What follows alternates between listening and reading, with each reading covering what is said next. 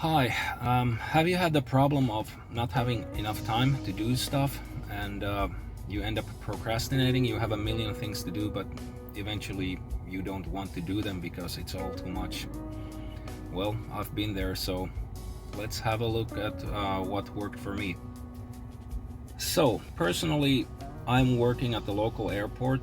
I'm doing 100% hours, which means it's basically 3 weeks and 112 hours in 3 weeks, so that's like 36 and a half or something like that, maybe 37 hours for a week. So that takes a lot of time to go to work, and I work irregular hours, so the work shifts might be somewhat ridiculous at times.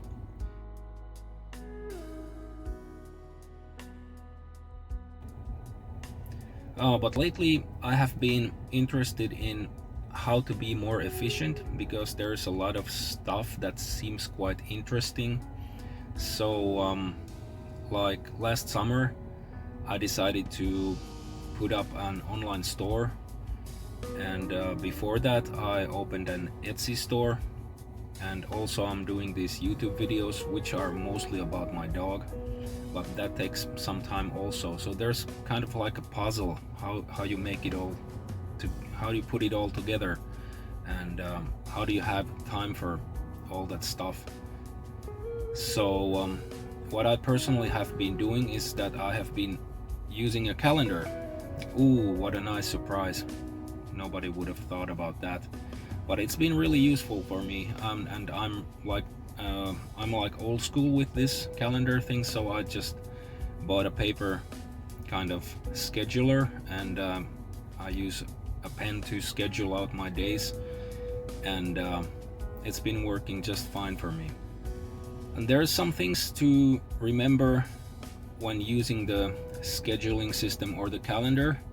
The first thing is that it's not a prison, so basically you should just plan the day that you would like to have, so that it's not all like you have to do this and you have to do that, and then you see that day and there's too much to be done, and you kind of get fed up with it, and then you go and play video games for like 3 hours.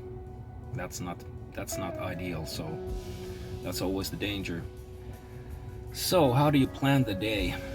Well, if you're motivated about some things, like personally about the Etsy store or the YouTube channel or something, it's quite obvious that you're going to plan some of those things. And personally, if I have a work day, I try to plan maybe not more than 1 or 2 hours, because you don't want to be too strict on yourself. You have to have some sleep and spare time and hobbies and all that stuff too. But if I have a day off, I sit down with the calendar one day earlier, and then I just plan the day. It's like I can't sit in front of the computer more than 2 hours. So usually it's like 2 hours of like doing Etsy, and then 1 hour maybe walk the dog or go grocery shopping or something else, go outside, then come back, and again 2 hours maybe editing YouTube stuff or concentrating on the other online store thing. So that's a nice thing. It seems to be working, at least for me.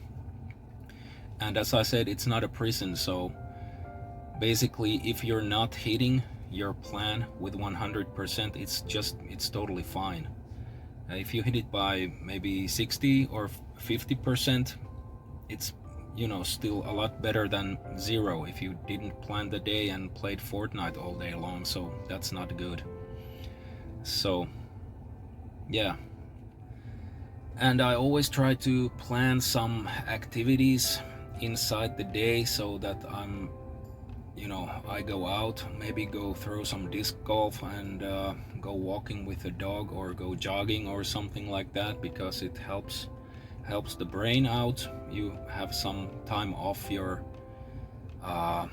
duties or whatever, and your brain gets oxygen, and your thoughts go more smoothly. So that's always a good thing to remember, that you should have some things that are not, just like sitting on the computer, because that can be very flustering after a while. So yeah, that's been working fine with me. And if you have trouble getting things done, that's something that I would personally recommend, to use a scheduler or some sort. You can use like Google Calendar, or you can go to Etsy and buy some kind of a digital planner, for example. They're not too expensive. But yeah, as I said, I'm old school, so I use pen and paper, but it's been working really nicely. So yeah, that's about all for now, and thanks for watching, and maybe see you on the next video. Bye.